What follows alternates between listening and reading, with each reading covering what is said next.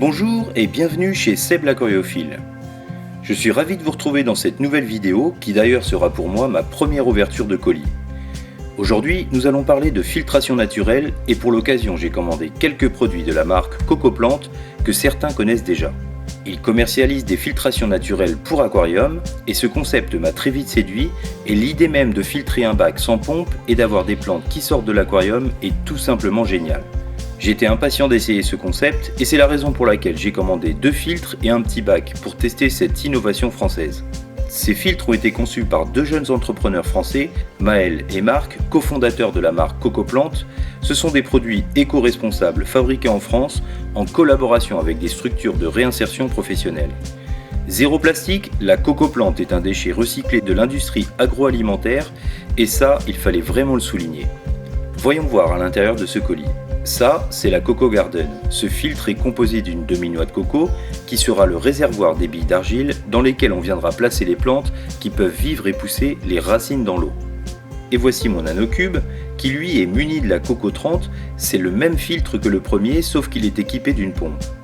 Bon, pour ce dernier filtre, je mettrai en test ultérieurement car aujourd'hui c'est plutôt le système sans pompe qui m'intéresse d'essayer. Le système s'installe à fleur d'eau grâce à une tige de bambou qui maintient la cocoplante et la noix de coco est percée pour que les plantes puissent absorber tous les éléments nécessaires à leur croissance. Alors dans l'idée et pour schématiser, comment fonctionne la Coco Garden ?